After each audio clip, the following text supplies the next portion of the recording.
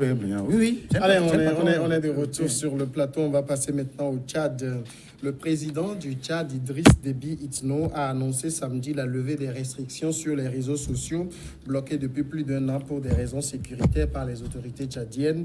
Depuis quelques mois, l'impératif sécuritaire avait conduit le gouvernement à renforcer les conditions d'accès et les mesures de contrôle des communications électroniques, a déclaré M. Déby à l'occasion de la clôture samedi du forum Tchad numérique à N'Djamena. Ces mesures se sont imposées dans un contexte de menaces sécuritaires, terroristes, ont-ils rappelé.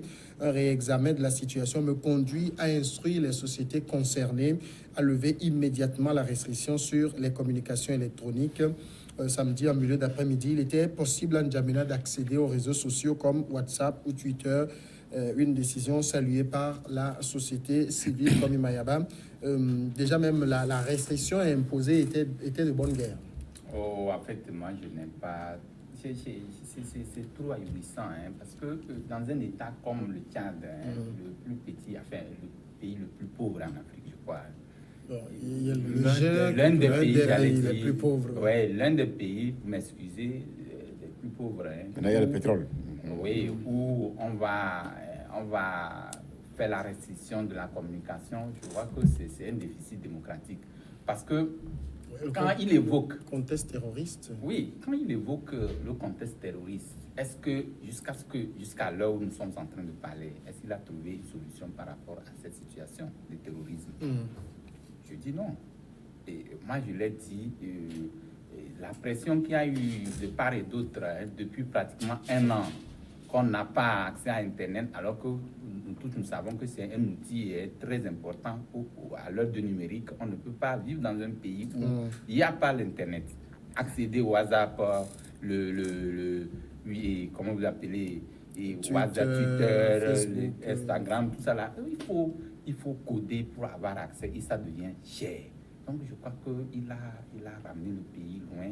Maintenant qu'il revient sur la décision de donner accès libre à ces réseaux sociaux, je crois que c'est bien, mais il a fait du tort, il a causé du tort à cette population qui en avait besoin pour un pays comme le Tchad, où il n'y a pas l'Internet, aucun pays ne viendrait pour investir. Ça, il faut le dire. Donc aujourd'hui, si il a retardé le pays jusqu'à pratiquement un an, plus d'un an, je crois que c'est du tort. Maintenant qu'il a donné la liberté que cela reprenne, je crois qu'il va falloir saluer et pousser un ouf de soulagement, comme l'ont fait les populations tchadiennes.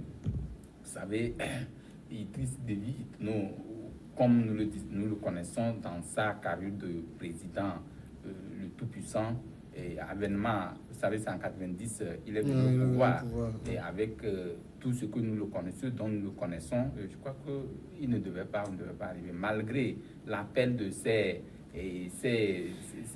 professionnels qui ont demandé à ce qu'ils restaurent cette cellule de communication ou ces réseaux sociaux, il a porté sous l'oreille jusqu'à ce que plus d'un an et demi qu'il libère après l'inauguration de choses d'un forum, après l'inauguration d'un forum numérique Tchad à N'Djamena.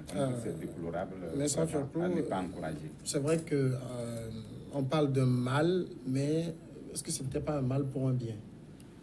Vous savez, l'enjeu sécuritaire d'un pays plus surtout. Et des fois, on parle de raison d'État. Mais nous ne devons pas rester chaque fois dans cette posture. Le fait de restreindre ou bien de supprimer l'utilisation des réseaux sociaux ou bien de l'Internet dans un pays cause des dommages économiques. Nous avons des opérateurs économiques qui utilisent ces réseaux Internet pour leurs affaires. Et déjà en 2016, il y avait eu 235 jours de suspension qui a été évalué à 18 millions d'euros de pertes pour l'économie tchadienne. Ce qui veut dire qu'aujourd'hui, nous devons remarquer que la perte peut s'élever à plus de 32 milliards de francs CFA à la date d'aujourd'hui. Mais Idriss Déby est un président qui est venu au pouvoir par la force des armes et qui a une puissante armée qui lutte contre Boko Haram. Mais la lutte n'est pas encore gagnée.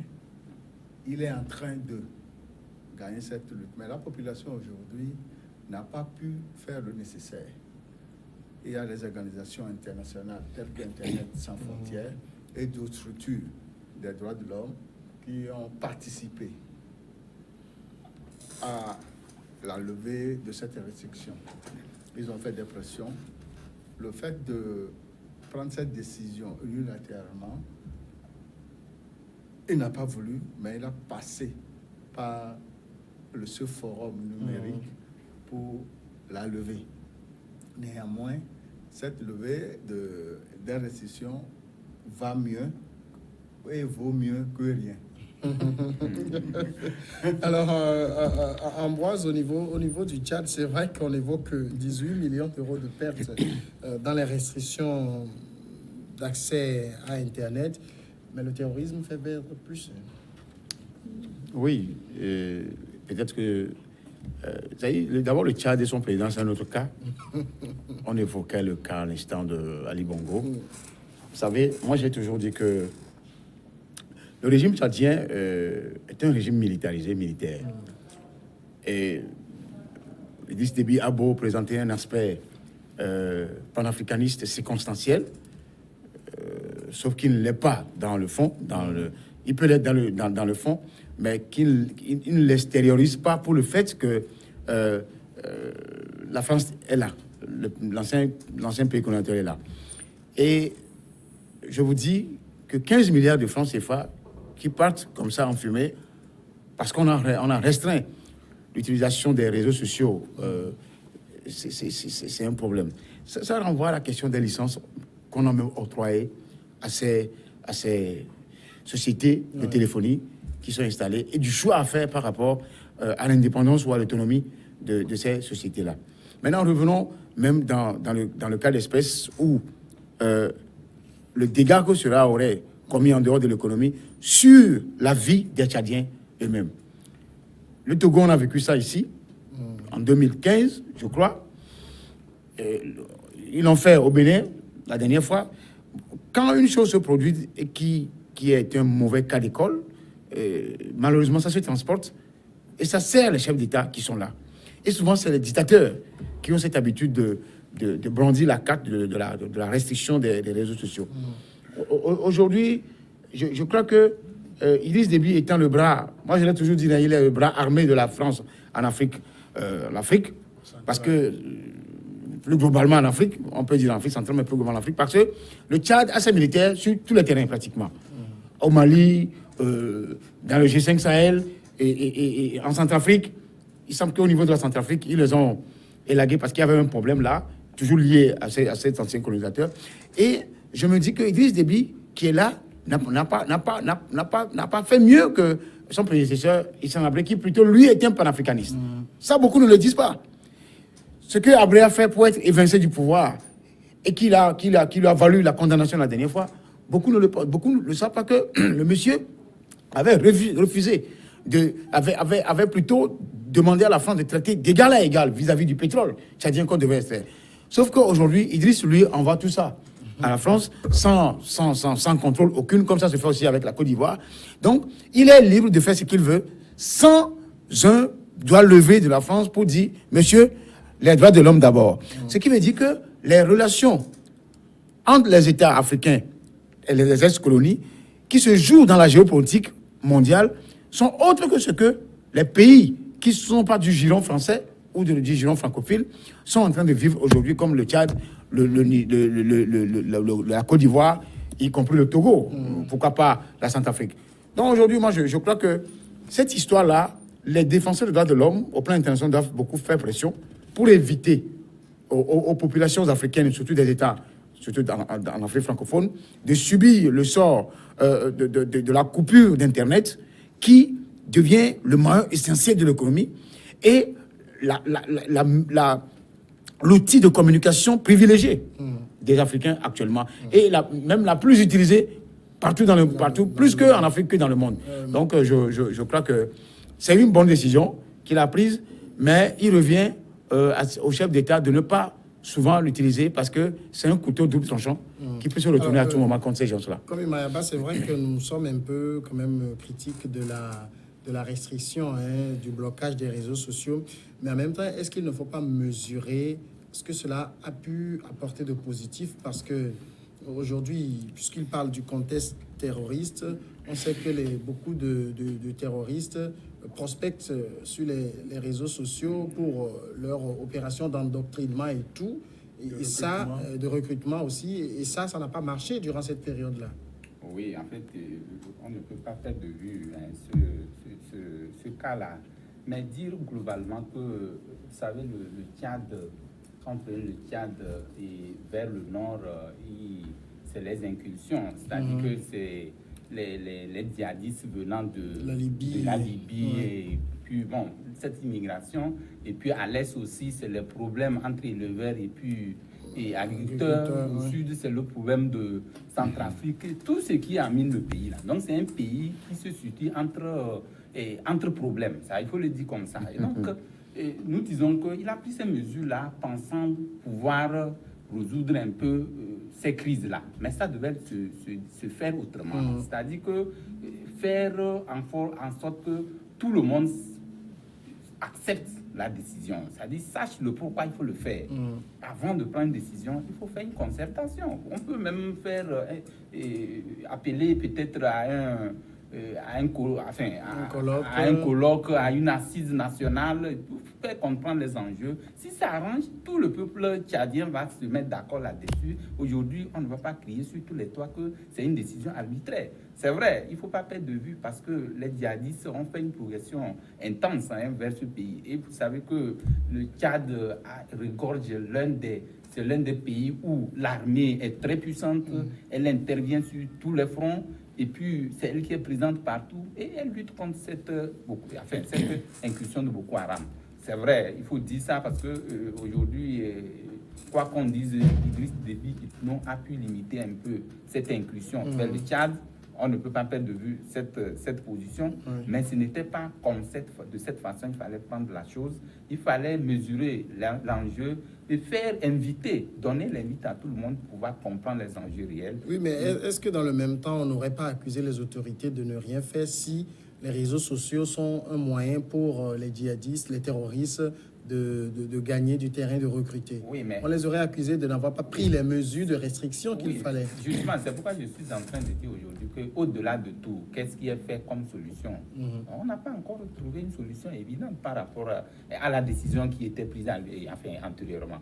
C'est pourquoi, antérieurement. Parce qu'aujourd'hui, on n'est pas sûr qu'avec cette levée de restrictions, est-ce que les djihadistes ne vont pas rebondir pour utiliser ces réseaux sociaux-là, encore faire beaucoup d'incursions et se faire causer du mal à ce pays. C'est là la grande question. Maintenant, il n'y a pas de garde-fou. On n'a pas mis les garde-fous par rapport à cette levée. Sinon, à quoi bon de sortir, revenir? Mais peut-être qu'il peut utiliser le plan B pour revenir pour l'attaque. Au Tchad, nous avons deux sociétés de téléphonie mobile, Airtel et Tigo. Et c'est seulement 5% de la population qui bénéficie de leurs services. Et ce qui est sûr aujourd'hui, c'est que les deux sociétés ont porté plainte contre l'État tchadien pour cette restriction. Donc bientôt, les tribunaux vont se prononcer et va bien sûr avoir des dédommagements. Bon, l'État peut se réfugier aussi derrière la question sécuritaire, ça c'est... Oui, l'État peut se réfugier derrière la question sécuritaire, mais quand même... ces deux sociétés ont osé. Ambroise, il y a quelques jours, une personne me disait qu'aujourd'hui, quand vous tenez un téléphone entre les mains et que vous n'avez pas Internet, vous avez l'impression de tenir un bois. Mais je sais, nous tous ici, nous avons connu cette période-là où on n'avait ni Internet, même pas de téléphone portable, et on était heureux. Aujourd'hui, on a l'impression que quand on n'a pas Internet, le ciel tombe sur la tête. Oui, non, ce que tu as dit, c'est fondamental. Hein. On dirait que l'habitude est une seconde nature. Oui. Et effectivement, moi, mon exemple, c'est que effectivement, quelque part, quand je me réveille, je cherche. Première chose, c'est mon portable. Oui. Que je sois dans la douche, au WC, même sur le lit, partout, c'est le WC, c'est le portable. Le portable, parce qu'il y a deux choses. pour l'urgence d'appel professionnel et ensuite pour le cas des mœurs. Parce qu'il y a tellement de choses sur mon portable que ma fille peut prendre à tout moment, ce que je ne voudrais pas. Donc et parce que son problème, c'est les jeux. Donc, avec tout ça, au-delà des jeux, il y a des images indélicates, des vidéos qui sont là, qui sont insupportables, vraiment, pas elle. Donc, je me dis que le portable, effectivement, est devenu un outil indispensable et auquel on ne se dissocie pas. Et ça devient maintenant... pas une corvée, ça devient... Nous sommes devenus esclaves du portable. Il suffit de l'oublier un peu à la maison. Tu vas te dire, bon, toi aussi reste un peu à la maison. Sauf que tu te rappelles qu'il peut y avoir un appel urgent qui te ramène des millions. C'est en ce moment que tu comprendras que réellement, le portable... Mais il va falloir un peu aussi savoir l'utiliser, se discipliner par rapport aux messages WhatsApp. Il y a tellement de groupes, on vous met dedans, on ne vous informe même pas. Et des fois, vous êtes obligé d'être scotché. Et ça rend paresseux par rapport à sa profession. Vous avez du travail, vous avez du boulot, vous êtes scotché au portable. Tout à l'heure, vous allez voir l'heure partir. Donc c'est en cela, je crois que le portable, la technologie est une bonne chose, mais ça nous amène vers un monde où on n'arrivera pas à maîtriser. Le pire, comme Mayaba, c'est que vous allez, par exemple, dans des services où vous devez être servi. Vous avez des gens qui ont leur téléphone. Au lieu de travailler, sont occupés au téléphone, à faire WhatsApp, à chatter. Et aujourd'hui, on a plein de choses, Twitter, Instagram, Viber, je ne sais plus. On se retrouve même plus. Hein. Non, je ne maîtrise pas tout. En fait, c'est ça. Amra disait tout à l'heure. Les gens sont abrutis, quoi. C'est-à-dire qu'au-delà de tout, ce qui est préoccupant pour ceux qui sont dans les bureaux, comme dont vous venez de parler, c'est d'abord ce qui est envoyé. Tout à l'heure, tu entends ton portable. Enfin, il y a un son. Tu n'es plus concentré par rapport à ton boulot. Le boulot pour lequel tu es payé, tu n'es plus concentré. Il faut d'abord vérifier. Le temps de le vérifier, tu es en train de faire de l'autre côté. Donc, ça veut dire quoi? C'est là que c'est la malutilisation de nos outils Internet, de nos outils là, qui pose problème. Ailleurs,